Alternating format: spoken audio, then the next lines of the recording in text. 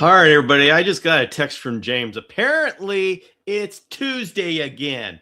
What the heck is going on with all of this moving through the calendar? But you know what? I'm glad I'm here and I'm glad it's Tuesday because I get to hang out with all of you. So, how's it going, everybody? Let's see. Hey, Leander's here. Always good to see Leander here. Chris and Stephanie, our Madagascar 2027 group. Hello, Annette. Jenna from Madagascar 2027. James from Madagascar 2027 and 2025. So, hello, Eliza, Ann, and Geraldine from 2025. No, 2026. I got to keep all this straight. And we've got, all right, everybody, we got Humble Exotics. And I don't recognize that name. Humble Exotics, welcome. Everybody say hello to Humble Exotics and welcome Humble Exotics to this episode of the live Q&A session. Now, everybody, just going, oh, Steve Hefner's got tornado warnings. Oh, no. All right. All right, we gotta keep a track on what's going on with Mr. Steve Hefner. We hope he's okay. So, oh, hey, Marsha's here on time. Well, minute late, Marsha. So, everybody if you are watching this as a replay, just know that this is a live session that happens every Tuesday at 5 p.m. Pacific on Instagram and the Chameleon Academy live YouTube channel. And so, CNC George says hello. You know what's really fun? We're going to see how long my computer battery lasts. I may have to run off and get the charger. I forgot that. But we'll see if Yvette comes back. She's dropping off a Fant or two, and now I can get her to get me my my charger. But let's see. Hi, everybody. Listening to nope, that's Geraldine. Where is, oh, there we are. Steve Hefner's here, listening to sirens go off. All right. So, blow by blow play here. So, all right. James has got some advice here. Get back in the bathroom, Steve. Marcia says, I was on time, but ran to get seconds on dinner. Well, you know, I can't argue with that logic. So I'll take a backseat to seconds on dinner. So, all right, everybody, this is the live, this is the open Q&A session. So you just post any questions you have about chameleons, the community, whatever you got in mind. And we're going to answer it live. So now, while you're getting all your questions ready, I have an unboxing. Okay, just hang tight. Hang tight. So, anybody have any idea what could be in a box this size? Well, I'll tell you this. It came from Rady's Rainforest. Yes, that's right. It is feeder fuel, and I am going to be opening it on camera. You're thinking, opening on a camera, what is so special about feeder fuel? Well, number one, it works great. Number two, it's very important that you gut load your feeder insects, so your chameleon can be healthy because it's eating good stuff. But most important, or when you get this feeder fuel, by the way, this is a 5-pound bag. And if you want the 5-pound bag, you got to email them because it's a special order thing, but they'll do it for you. But the most important thing about this is that there's stickers.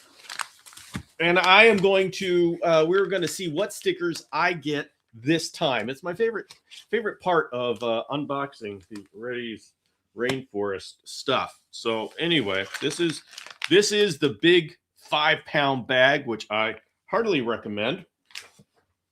But this is the important part. Let's take a look at what stickers I got this time.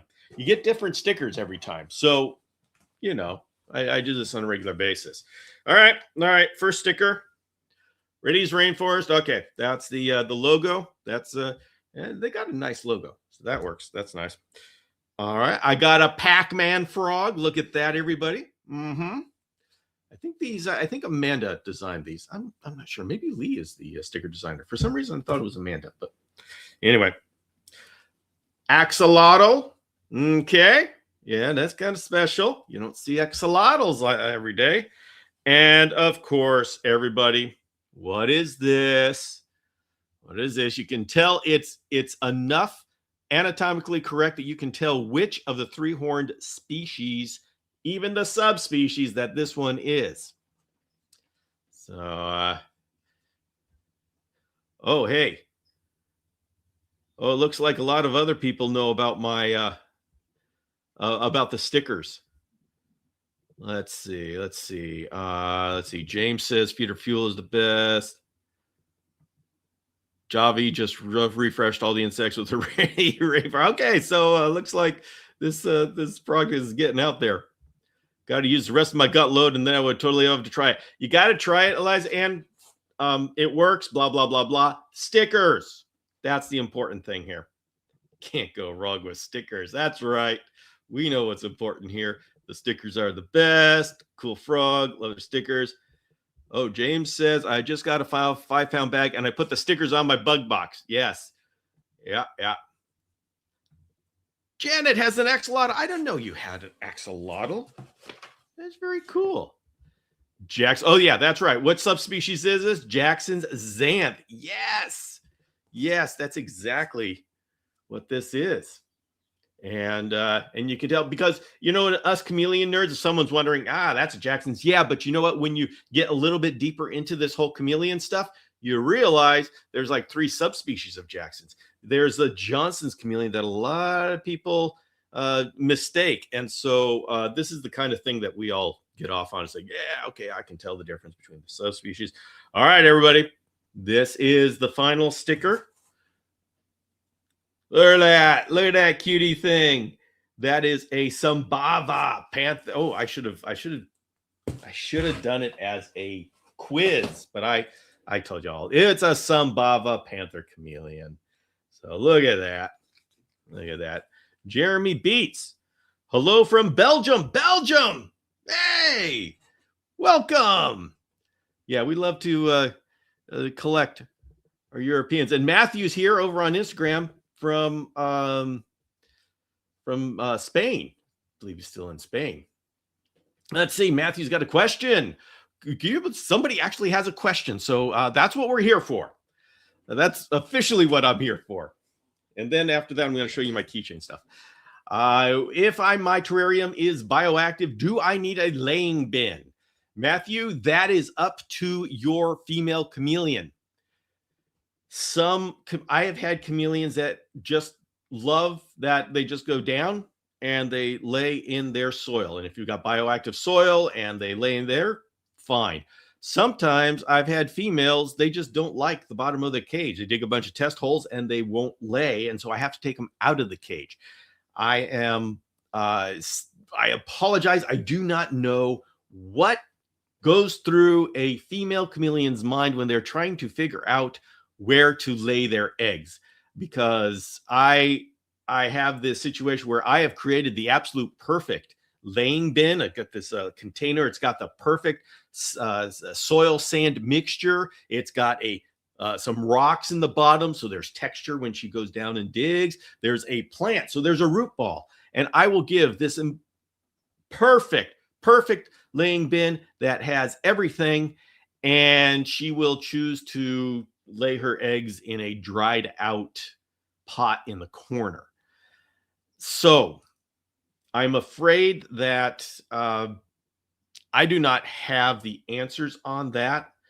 I have had a number of females who love my perfect laying bin, which is why I keep talking about how it's the perfect laying bin, because it works most of the time, but not all the time. So the females, they do whatever they want.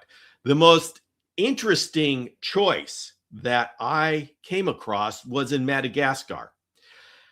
There was a female panther chameleon that was digging in the trail.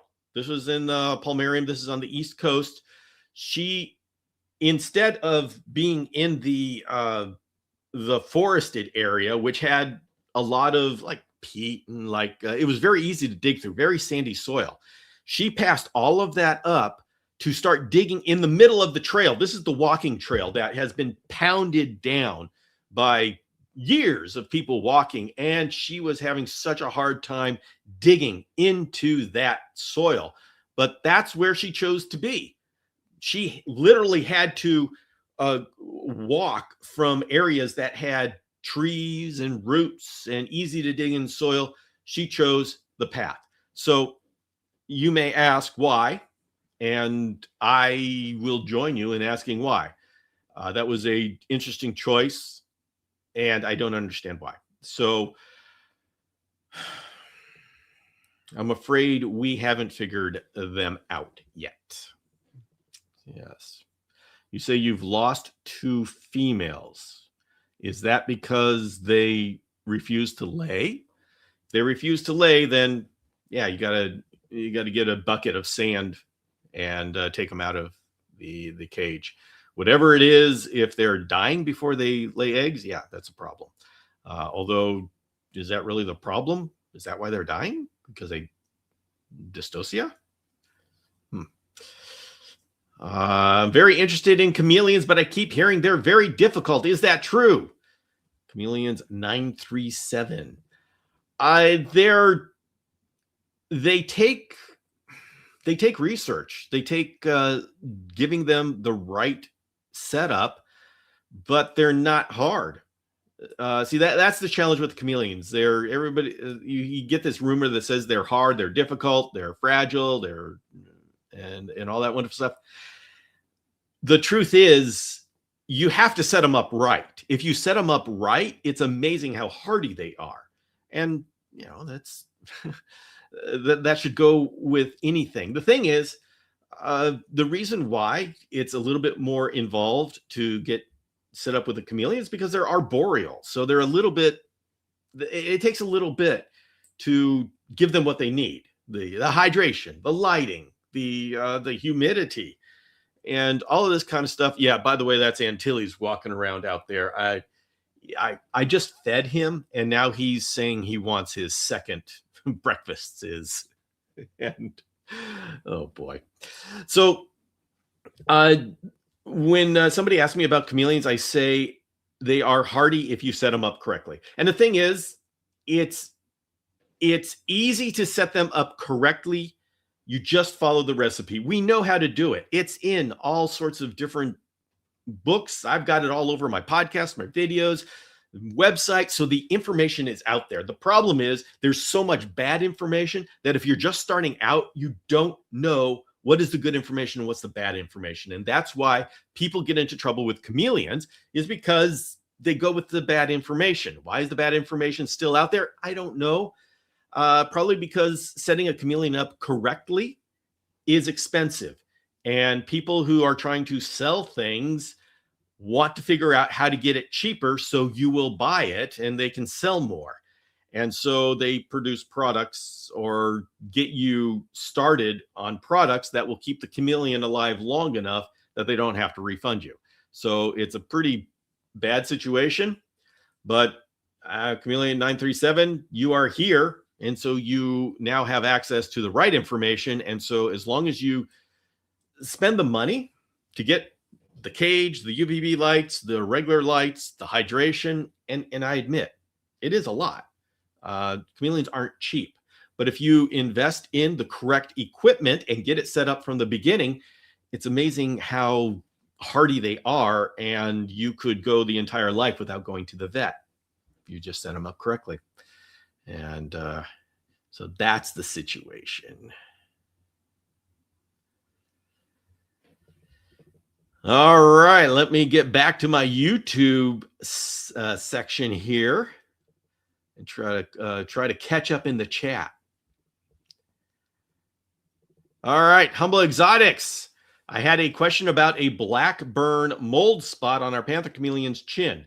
Had it before we rescued it and still hasn't gone away. What can I do for it aside from take it to the vet? Well, the first thing you need to do is figure out what it is. That black, you got those spots. They can be anything from a burn to fungus to papillomavirus. It can be a lot of different things. And what you can do is watch it.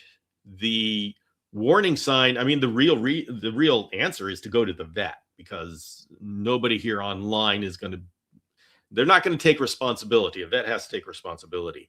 But the warning sign is if it starts to grow. If you're watching it and it's not growing and it's just staying in one place, then you're justified continuing to observe it. If it's shrinking, okay, then just leave it. It's taking care of its own, being taken care of on its own. But if it starts to grow, you can't mess around. You got to get to a vet, because the problem with shotgunning the treatment and saying, well, it could be this, it could be that, is while you're treating the wrong thing, it grows. And if it is growing, you don't want to waste time. You got to get it. You got to get the right diagnosis to get the right medicine, the right approach. Let's see. Chameleon 937, is a glass hybrid cage okay for a few months? Chameleon 937, a glass hybrid cage is okay for their entire life, as long as it's big enough. The problem with glass enclosures is they often aren't big enough. You see this one I've got up here. So this is a PVC. It's got glass on the front, and it's got ventilation here. So as long as you've got some ventilation, you say it's a hybrid, so it sounds like there's some screen on there. You've got your ventilation, and so that's going to be enough. Obviously, I haven't seen the cage, so I'm just talking in particulars. But it really, the problem with glass cages, they're heavy. Well, actually, that's the big problem. They're heavy. They're fragile. Companies don't want to ship them, so they generally don't make glass cages in sizes that are good for chameleons. Now, if you're talking about a hybrid cage, I know there's some companies now that have frames along the glass, and so they ship them flat, and so they can get bigger cages shipping flat with. And so if that's the case, go to the care sheets. ChameleonAcademy.com has got the care guides, and I've got the cage sizes on there. Generally speaking, 2x2 by 4. If you can get whatever configuration of cages you have in a 2x2 by 4 for a panther chameleon, then you're going to be fine. The problem, of course, is the smaller cages. And more than just, especially when we're talking about glass, we got to be careful here. More than just the size of the cage, you got to be careful in how it retains heat. Too much heat kills chameleons quickly. So the thing is, you've got a smaller glass cage and you put the lights on top, and it just gathers all of that heat inside, because glass is a great insulator. It's a great tool, but you got to use it correctly. Then you got to watch out for that. See, everybody, I know you go onto the internet and they say chameleons need a screen cage. It's so much more complicated than that. In fact, the screen cage is not the best. We're talking about, these cages here are ideal. Obviously, I make these cages from on Dragon Strand, and I make them to be ideal for chameleons. Lightweight, solid sides, the keep in the humidity, but they have these panels here that are screened, so the cool air comes in and goes up. Chameleons need air exchange. They don't need 100% ventilation. They need air exchange. So yeah, it's always useful to be able to know why things are said. Let's see. All right, gotta try to catch up in the chat. What am I? Oh my goodness, I am 10 minutes behind in the chat. Yikes. All right, Valentina has peanut butter on a spoon, enjoying the Q&A. That's the way you do it. Chameleon, I plan on buying off the site you recommended called Dragon Strand. Yes, Dragon Strand. That's perfect. Yes. I don't know if you know, that's my company. I specifically started a company for chameleon cages because I do chameleons, and I wanted chameleon cages. And back then when I started, they didn't have hybrid cages were not made for chameleons. And so Dragonstrand was the company that I started to provide hybrid cages for chameleons. And we have continued that tradition. They're just super expensive. Yes, they are. They are. And I keep making them higher and higher quality. And, you know, that's the way I have to do it, because I'm never going to be able to make them as cheap as like Reptibreeds and stuff. So I have embraced making them better. And they're handmade in the United States. And so, yeah, can't get away from that cost. Hey, Tyler joined. Hello. All right, let's go down. Let me try to. He eats like a hobbit. Second breakfast. Yes. Okay. Talking about Antilles here. Oh. Legacy Chameleon says, question, how come there are? All right, everybody. It's time for you. We have a mystery. What do you think the rest of this question was? No fair looking ahead. This is Chris and Stephanie. They may have finished it further on. Okay. Yeah, he finished it further on. I've got to get to it. But it would have been fun to guess what the question was. Oh, boy.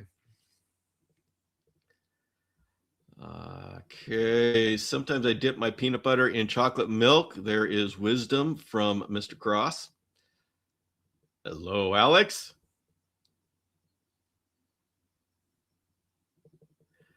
Let's see, Jeremy Hunsman. Hey, watching this while setting my 2 floating garden cages, following your advice.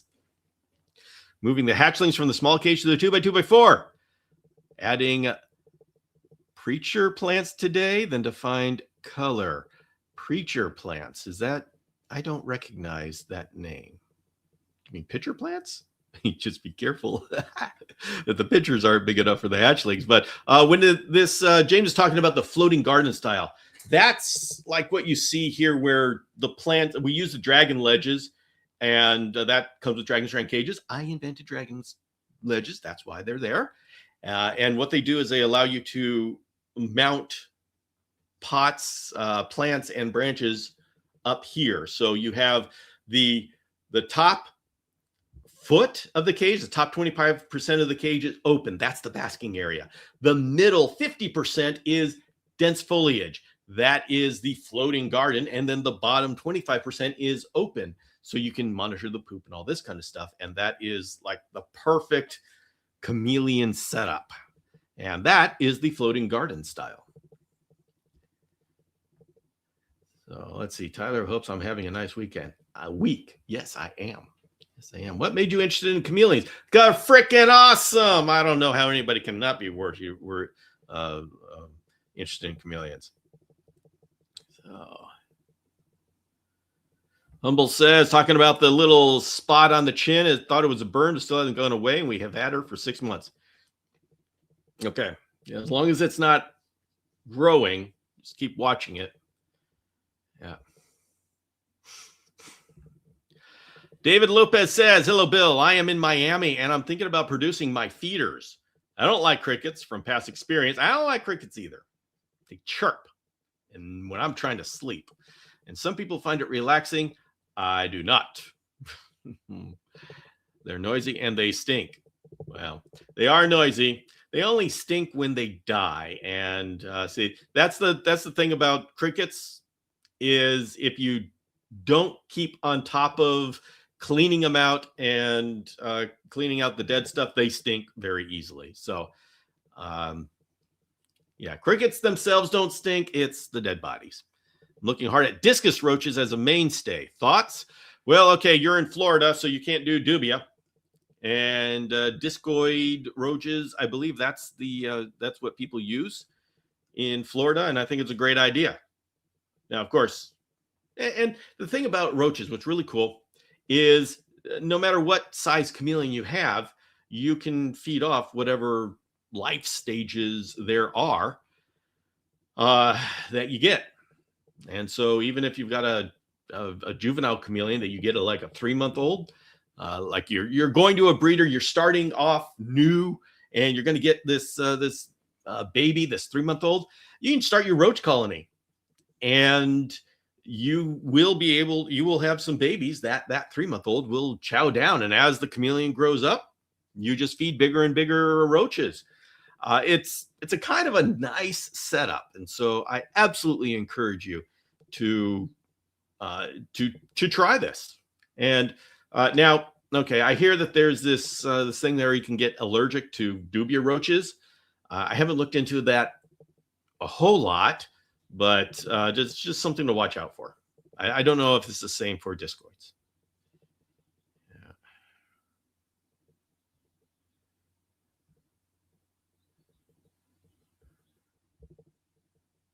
There we go. All right, so that's the rest of the question.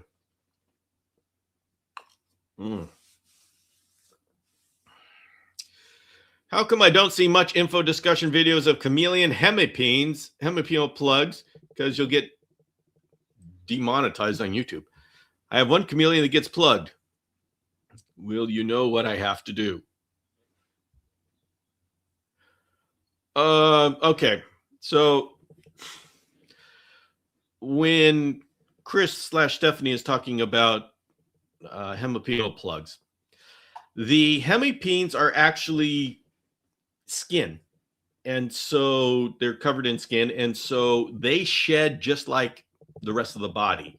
And when they shed, you have this white thing coming out of the cloaca.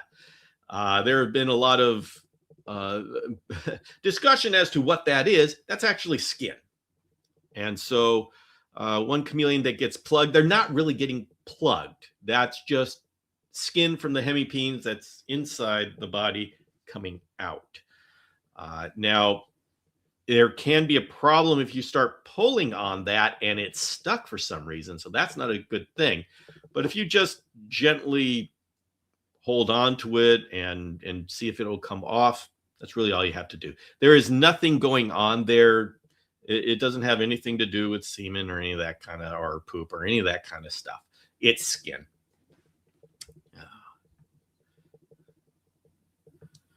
Eric says, I had a big 4x2 hybrid cage. It was awesome and worked great. Moving it was terrible, though. Yes. Yes. Now, what I love about the Dragon Strand cages that I got here is they are relatively lightweight. You cannot, once you get plants and stuff in, plants in it, soil, yeah, you don't want to move. But I can lift one of these and move this around myself. Because it's designed to be lightweight. It's thin PVC, but it's on an aluminum frame, and that's how I get strength without the weight. It is a time-honored way of making cages that has been essentially, this has been lost as a cage-making strategy here in the United States. It's overseas, you can get some of it, but here in the United States, it's all CNC on PVC, like this cage right here, which produces great cages, but those are my artisans right there that can make those cages still.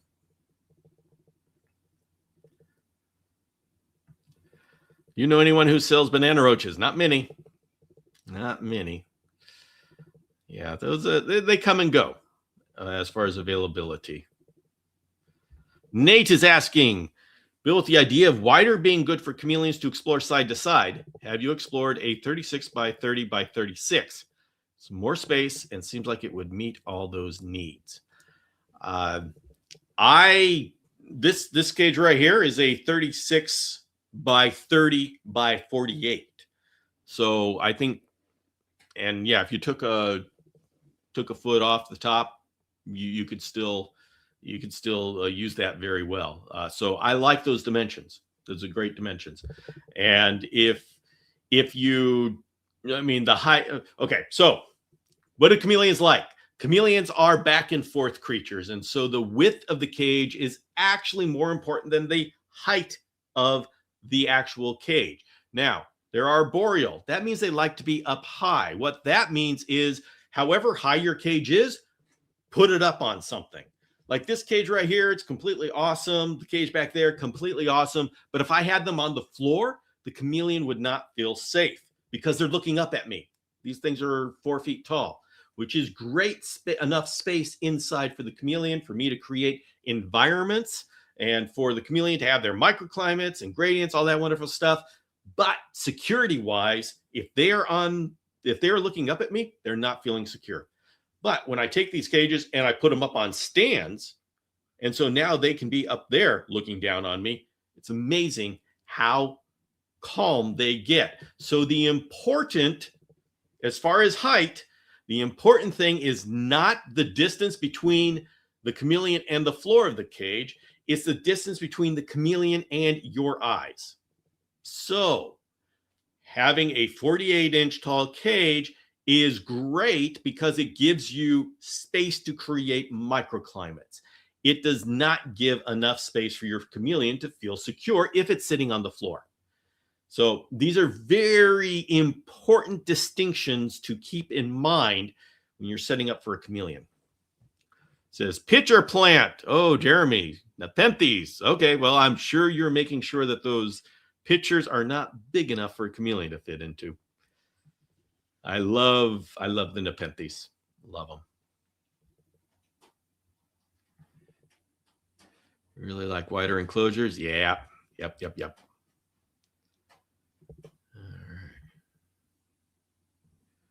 Let's talk, Nate. I'd be farther along right now, but Bill keeps sending me orders. Yeah, so James Cross through Crosscuts, we were working on a 36 by 2 by 4 foot tall. So I'm really excited to get that one going. That one, yeah.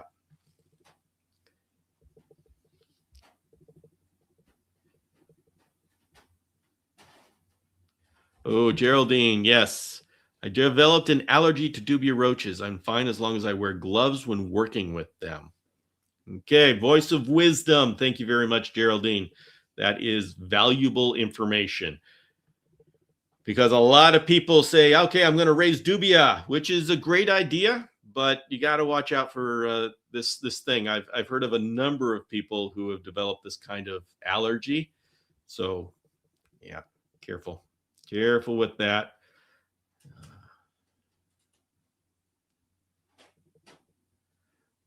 Valentina says, put it on casters. I don't know what Valentina is talking about. I don't know the context of what Valentina is talking about, but that statement is about the most true statement when applied to anything and everything. It doesn't matter what the context of the conversation is. Valentina is correct. Valentina can say those exact words in any conversation, and Valentina will be correct. I tell you. Everything in here is on casters. And for those wondering, a caster is a wheel that goes in different directions. Like it spins, so you can move it side to side or front and back. A wheel just goes in one direction. There you go. You learned something today. Dean says, instructions unclear. Put my house on casters and it rolled down the hill. Dean, you got to get the casters that lock. Okay, I should have said that, everybody. If you're putting your house on casters, you got to get the casters that lock, or you could run into the problem that Dean has, and it rolls down the hill. But then again, I mean, you can go places, right, Dean? Come on. What height for a stand on a 48-inch tall enclosure would be good? I like 30 inches does good. I say 30 inches. That will do it. But if you want to make it specifically for you, then just measure it so the cage, the top of the cage is like a foot taller than your head. That's what I'll say. When talking about how much of a stand you should make it so it's high enough that the cage is a foot taller than your head. That gives you 12 inches of space to put your perching, your basking branch. And so when the chameleon and the The space below that is heavy foliage. So below that, the chameleon is hidden, so they feel secure. When they come out of the foliage and they're like, people can see them, they're higher than you. And that's the way to make your chameleon happy.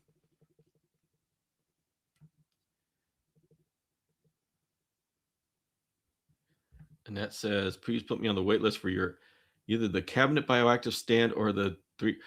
All right. All right, Annette. You just all right. Actually, Annette, if you want to email me at bill@dragonstrand.com, we can get you in the loop. Yeah. I had my Parsons cage start rolling away from me when I forgot to lock it while building it. Yeah. Okay, everybody. Maybe I should have been more specific about casters. Get the ones with locks, because yeah, there's sometimes where you really don't want it to move. And these guys, I have to move them all the time. I haven't used the locks on these for a while. And this guy, it's like he's huge. This one did not come with casters, and so I put the entire thing on these furniture dollies. I got there's like 6 furniture dollies that I put under this thing just so I can move it around.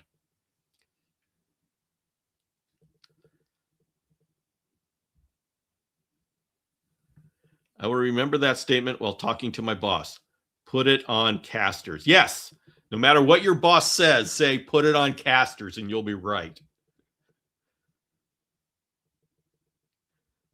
Oh. All right. Let's see. Okay. My friends, I am going to give you a little halftime entertainment here. James Cross is now going to dance for you. James, you ready for this? I got to run and I got to get the charger for my computer. And so my friend James Cross is going to have to dance. James, hit it, and I'll be right back. Give me 30 seconds. Yeah, Marsha's counting, isn't she?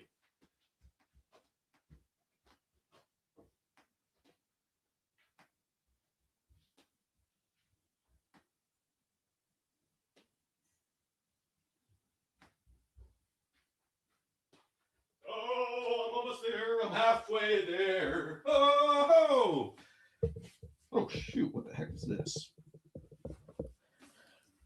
Okay, I come back to find a dubia roach. Why do I have a dubia roach? Everybody, this is what happens when you're a chameleon person. For some reason, I've got a dubia roach on my desk. That was not. Oh, well, Antilles wanted second breakfasts. Here you go, dude.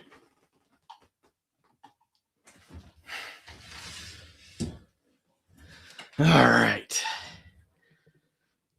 James, were you dancing? There we go. Thank you very much, James. Really appreciate you you entertaining everybody while I was gone. Man, I'm tired. That's okay. I'm back and I can take over. Thank you very much. I did want to show you something. This is the Ambanja from Reddy's Reptiles, and this is my keychain that I got. Now, I got to tell you, if you order stuff from them, I cannot guarantee what they're going to be putting in the box. I can't even guarantee that they will put stuff in the box. But that's what we chameleon people do. We just open up the opportunity for something to happen. It's like sitting in front of our toy car in front of the House of the Incredibles, just waiting for something amazing to happen. So I don't know what thought goes into getting stickers or keychains or this kind of stuff from the stuff you order from Reddy's Reptiles. All I can say is just put that out into the world, place an order, and see what you get. And by the way, share with me. I want to know what stickers you get. And I'm serious about this because I know these are not all the stickers that they've got. I've got some other stickers. That's right. But I want to know what you get. If anybody here orders anything and you get stickers, I want you to send me pictures. I'm serious, to bill@chameleonacademy.com. And I'll even, and if you send me pictures, I'll even show it on the Saturday show. We're going to have one slide of chameleon stickers, and not only just from Reddy's Reptiles, any chameleon stickers you find. All right, we're expanding it. This is good. We're going to have a chameleon sticker slide on every Saturday. So send me pictures of your chameleon stickers. All right. And of course, time's ticking away. I came back in 30 seconds. I'm sure of it. I'm sure of it. Ooh, Parsons stickers. Wait a minute. I don't think I got a Parsons chameleon from them. Oh my gosh. There's Parsons chameleons. All right. I'm going to order another 5-pound bag. This is kind of like when you got baseball cards or Star Wars cards. I remember Star Wars cards, and you just keep buying them because you want that. I always wanted the one where they had the X-Wing shooting at Darth Vader's TIE fighter. Obviously, that wasn't in the movie, but it was a Star Wars card. And boy, I bought so many of those packets of cards to get that one card. And it's kind of like that. I'm just going to have to buy like 10 5-pound bags until I finally get the Parsons chameleon sticker. All right. Now, Nate, maybe you should send me a picture of that, so at least I have a picture. And everybody, actually, if anybody's got different stuff from Reddy's Reptiles of this, we need to put together a list of everything that's available, so we know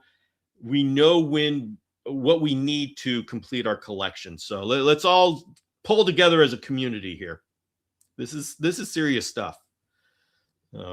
Every Saturday at what time? Every Saturday at 12 noon. Chameleons 937 is talking about the Saturday show. Saturdays at 12 noon. Now, Chameleon 937, that is on YouTube. On Saturdays, it's only a YouTube show, and you got to go. There's 2 Chameleon Academy channels, Chameleon Academy and Chameleon Academy Live. So make sure you find the Chameleon Academy Live channel, and that's where you're going to see on Saturdays at 12 noon Pacific time. We have a show there. Now, the difference between Saturday and Sunday, Tuesday, tonight, it's open question and answer session. I don't come prepared with anything except fun stuff to show you, and it's open question and answer session. On Saturday, I come with a presentation, and we actually have, like, I teach something, I show off community chameleons, all the kind of stuff we do. Nothing, you know what? Nothing's official here. We all just have fun. That's the way it is. All right. Can you stack 2 hybrid panther chameleon cages on top of each other? Leander, you can, as long as you accommodate the ventilation.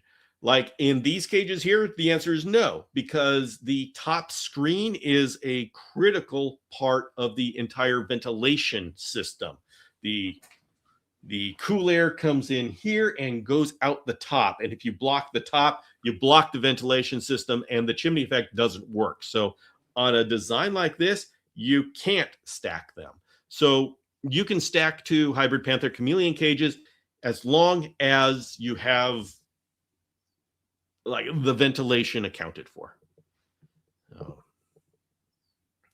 Alicia says, I've gotten amazing stickers from them. Okay, Alicia, like I said, send me these emails. I need to know the entire collection, so I know when my collection is complete. I once found a dubia roach on my arm an hour after I finished cleaning the roach bin. Thankfully, it was before I developed an allergy to them. Yeah, I tell you, one of the most wonderful things about Yvette, for whatever reason, deciding she wanted to become a reptile breeder, is her tolerance to having insects around has grown tremendously. So, oh yeah, it's gotten interesting. It's gotten fun. It's fun. I got stickers. Joe Hall says I can make some. Make some what? What is the context of that? And everybody, I am sure that when Joe put this in, it was clear. But when I am 5 to 10 minutes behind in the chat, it's kind of fun because I come into conversations and say, what? So it's always fun when Bill is confused as to what's going on. But if we're talking stickers, all right, make those stickers. Chameleon stickers for Saturday. We're going to have Sticker Saturday. Howard wants chameleon stickers that you can press and they have eyes that move. Howard, you know my philosophy. If you want it, make it happen.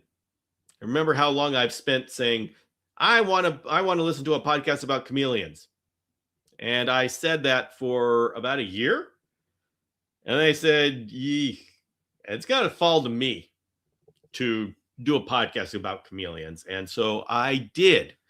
And it took me like 5 years of making episodes before I forgot about what episodes I made before. So after 5 years, I was able to listen to a chameleon podcast that I didn't know what was going to happen next. That's the way you do it. Fear Not Reptile. Hello, Fear Not Reptiles. Do you know anyone who is working with Cynyogia multituberculata or Cynyogia fisheri in the U.S.? No. I believe, as far as I can tell, I was the last one with multituberculata in the United States. It was like a 11, 12-year-old male, captive hatched. But since Tanzania closed down 10 years ago, those have disappeared from the United States.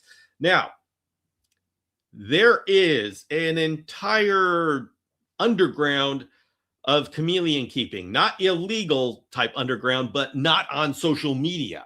So there's a lot going on that we just don't see. It's because people don't feel like being on social media. It's not that they're hiding or they're illegal or doing any of that kind of stuff. They just don't feel like being on social media. Can you blame them? So I literally found out that there are Jacksonii marimontanus here in the United States being bred. What? I found that out, and it surprised me. It's, you get somebody who loves chameleons and they just stay off of social media, and so they don't know that what they've got is no longer imported or it's rare or whatever. They just keep doing what they're doing. So there's a lot going on in the United States that I don't know about. But I will say, I do not know of anybody who's got multituberculata or fisheri. And I suspect that there are none, because I know who was the one guy, Louis DeMays, who was breeding them back 10, 15 years ago. And he had to get out because there wasn't anybody interested. And the thing is, for that species to last for this long, the babies have to go somewhere. So are they breeding? Probably not. Do any exist? Probably not. But we are still within the lifespan of some, if they were imported young right before the Tanzania ban took place. So there you go, everybody. There's your data points. Play detectives. Play detective.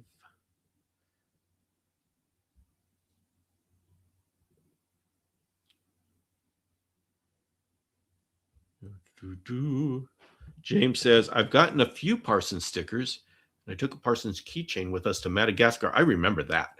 I remember that. Bill, where's your coffee? I can't have coffee on a Tuesday night. I have been doing, everybody, I want you to, you'll be proud of me. I'm working on going to bed early. And so I get up early so I'm working on a real important project you'll see soon enough. Very important project.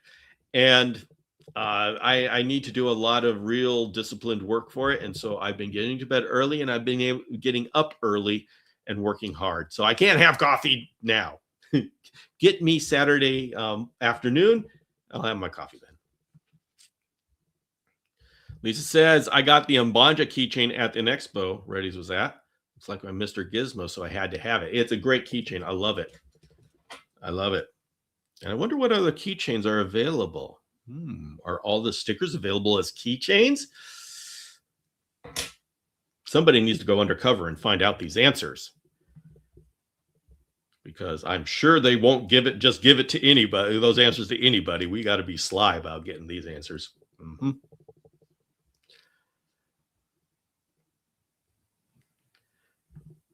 I got you, Bill. Okay, I'm getting a picture.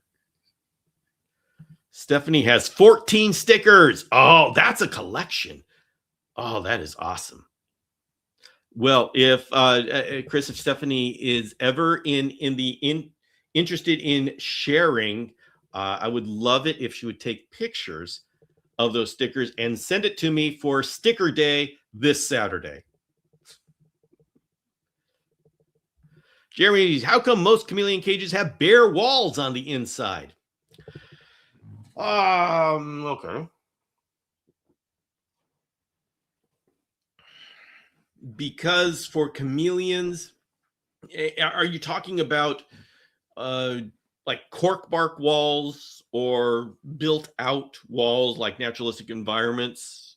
And if you're talking about that, the reason why they have bare walls is because chameleons don't need all of that. If you do all of that, then that is for your enjoyment. And I mean, it can hold in humidity, but the chameleons really don't need that.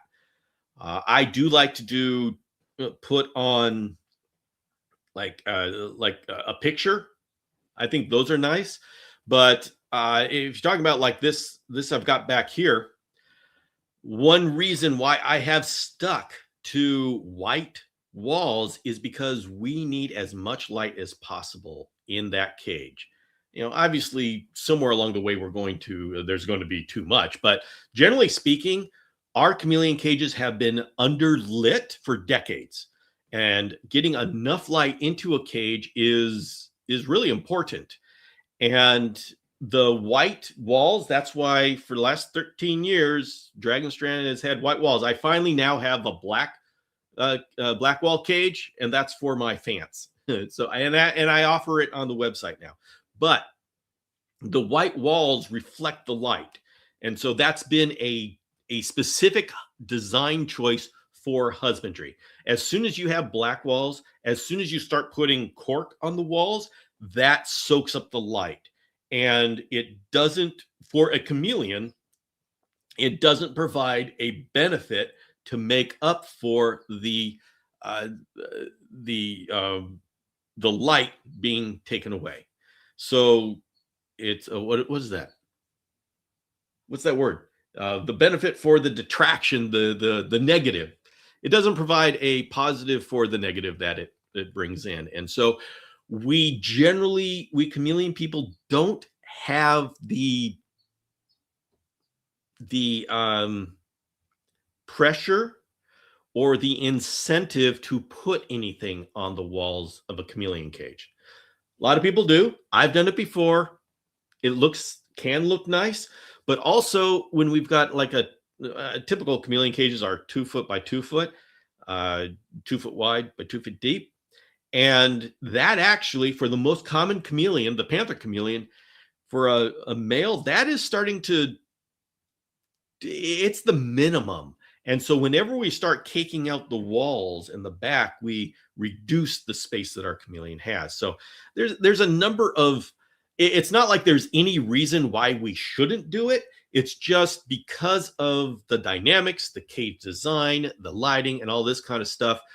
We have a lot of like stuff to get through before we can justify building out the walls and making them look nice like some other reptile species are able to do. So that's the big complicated answer.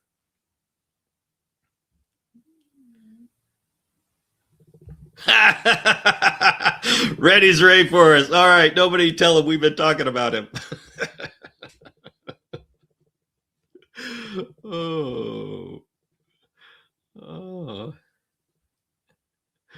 Oh, should I send a photo to you of my hybrid panther chameleon cage so you can say if I can stack them on top of each other? Leander, it's really, I mean, you do they block your ventilation? And will you retain heat? I mean, you got lights on top of your cage. So really that's the question. You just look at it. Does it block your ventilation? If not, and they're strong enough, then you're fine.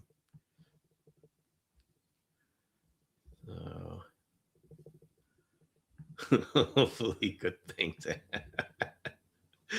Oh, we've been kind of talking about you all show, so I don't know.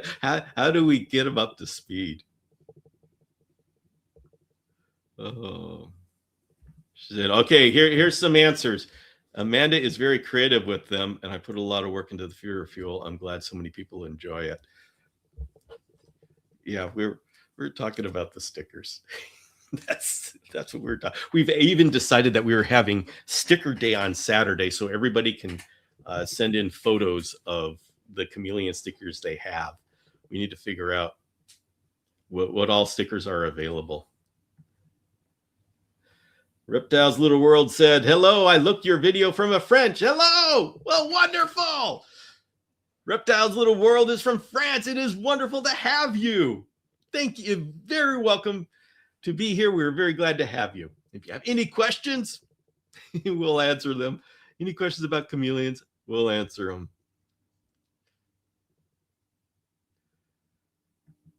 I think I'll make one-of-a-kind stickers for each feeder I sell. How many do you want? Ooh, very nice. I like that idea. All right. Yeah. Yep. I'm becoming a sticker collector now for the fun of it. Mike says that Daramensis is one I wish someone was still breeding. Oh, Mike. Oh, I love Daramensis so much. They are breeding Daramensis in Europe, but they are inbred. They don't have a whole lot of bloodlines there. So yeah, Daramensis is broke my heart to no longer have Daramensis.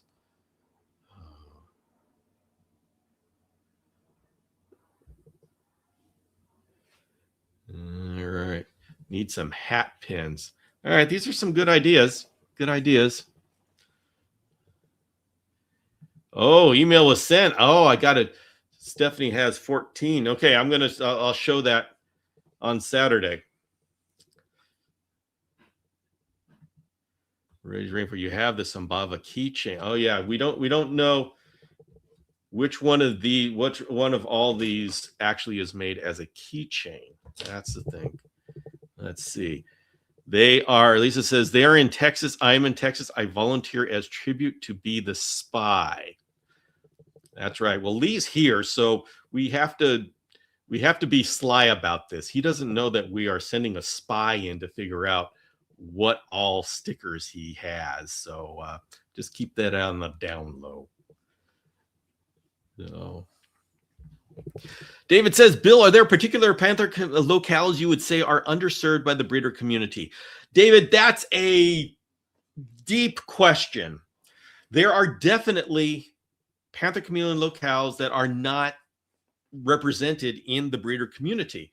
But the thing is, the reason why they're not represented is there aren't enough people to purchase them. And that's the problem.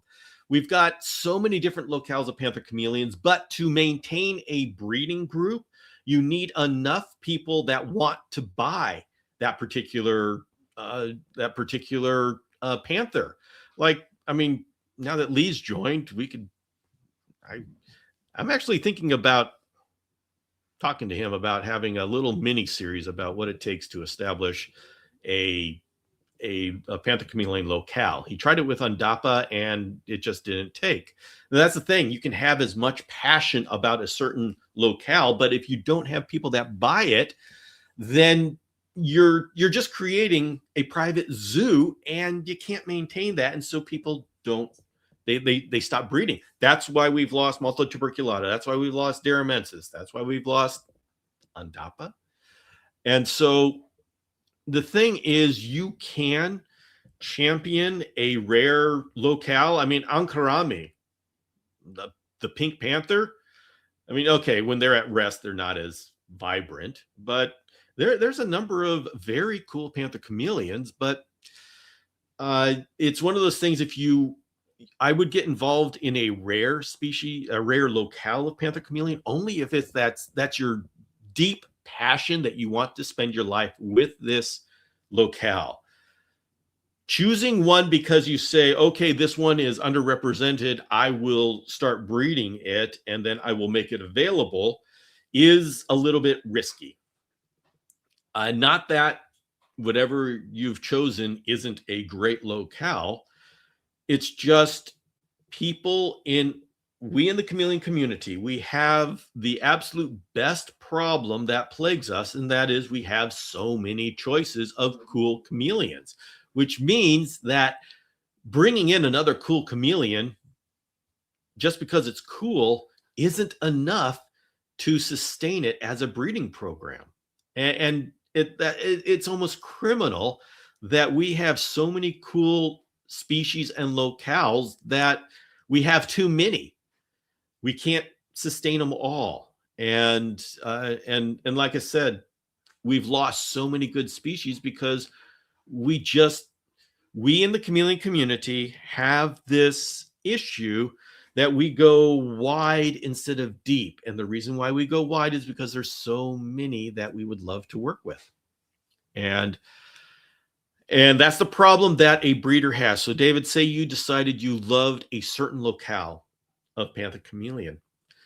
You would have to market that, get a social media and start talking about it, and get enough people, enough momentum behind it that other people said, yeah, okay, I want to purchase that. And then they show that on their social media, and other people say, okay, yeah, now I'll want to purchase that.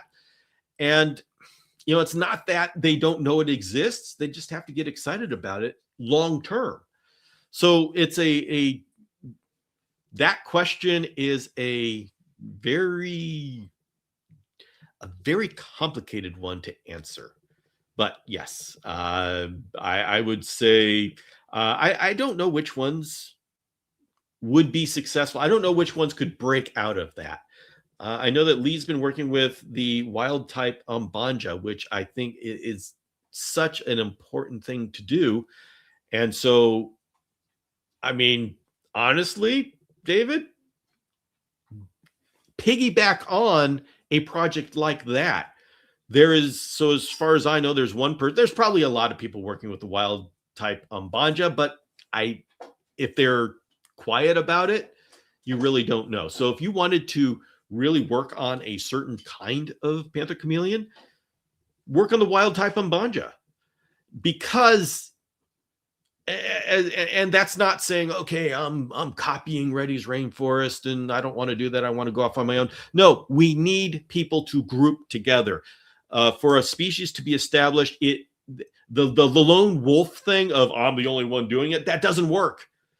It doesn't work because people to jump on to a new species, it's like they're more comfortable when there's a community around it. Then there's a number of breeders that they can choose from. It's like they feel more comfortable about it.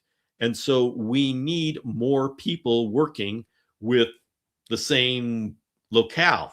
Wild type Umbanja is, in my opinion, the number one wild locale of panther chameleon that we should be establishing.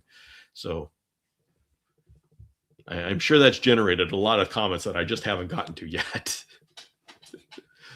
Oh boy. Where can you find the stickers? Leander, I got that because I just got my 5-pound bag of feeder fuel. The thing is, I don't know if they ship to the Netherlands.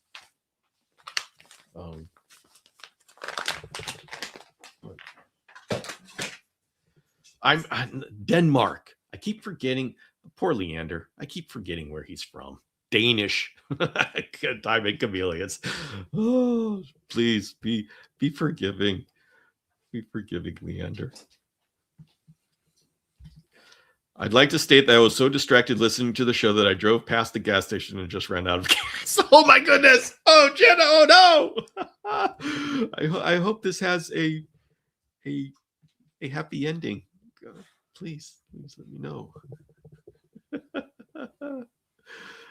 Oh no. Just add more light, Bill. Yes. Okay. So I was talking about how I like the white side cages, and because it reflects light.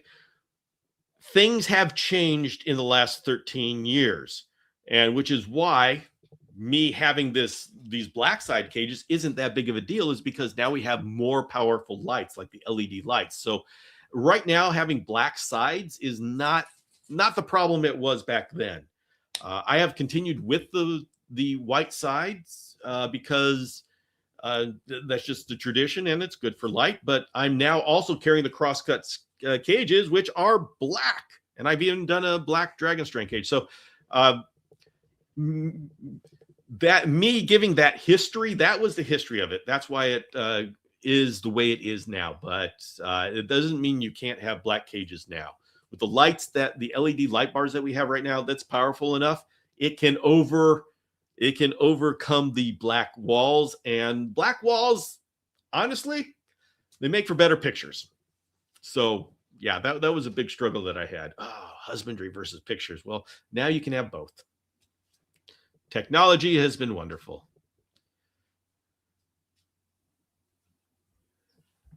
Thought about doing blue background.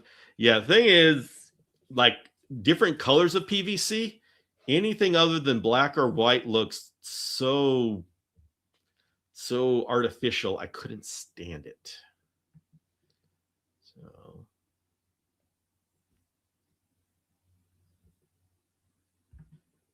but we can get Bill's awesome community hooked up. Oh, hey, guys, we tapped into, we're hobnobbing with the right people. Okay, Jeremy said, by the way, I'm really behind in the chat, so everybody just I'm going to catch up with stuff. Don't worry, I'll get to everything. I asked because I have an empty cage, but it has indeed cork panels, and removing it is real struggle. Do you agree it absorbs a lot of light? Thanks for. Okay, Jeremy, that's fine.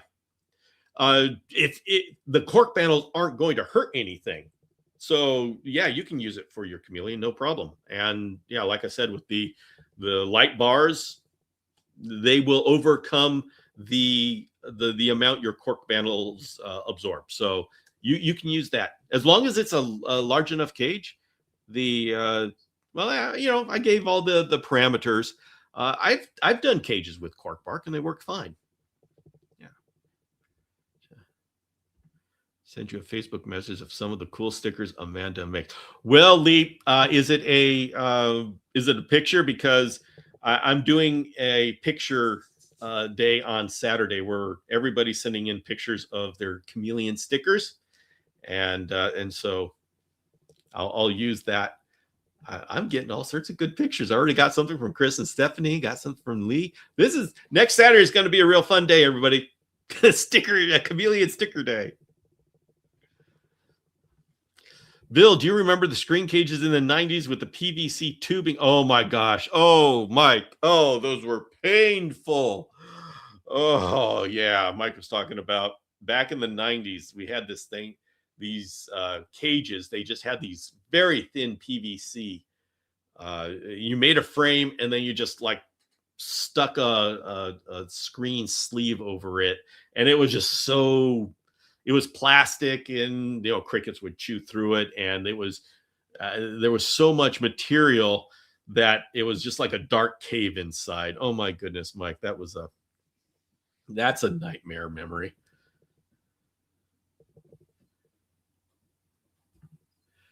Yes, like our Ambato project. Yep, supply to demand wasn't there. Yeah, that's happened with a lot of chameleons. Bill's voice is so comforting to fall asleep to. Sorry, I crashed for a bit. Valentina's fallen asleep and Jenna's missing the gas station. So you know what? Don't listen to this while you're operating heavy machinery. James says, put on a podcast before bed puts me out every time. Oh boy. Lee says, we need more people dedicated to wild type Umbanja. It's a lot of work, but very rewarding in every way. Absolutely. Guys, wild type Umbanja is so pretty. And the thing is, it's not just, okay, it's a fun thing.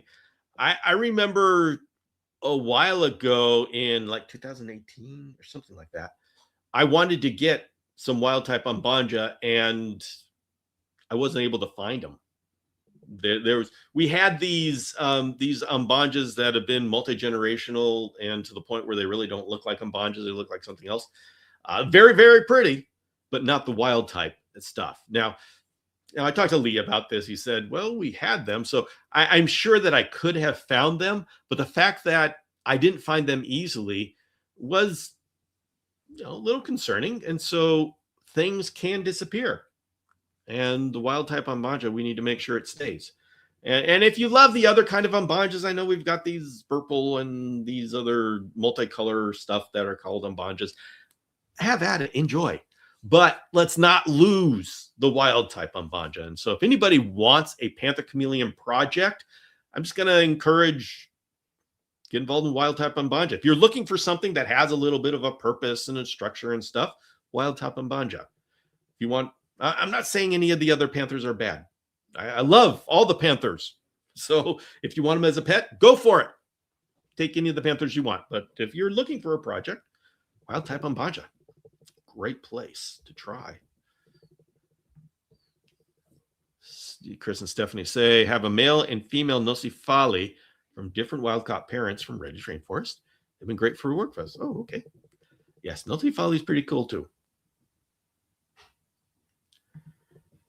Marcia says, Walter is a beautiful Umbanja. We saw Walter come in, and I look forward to watching as Walter grows up.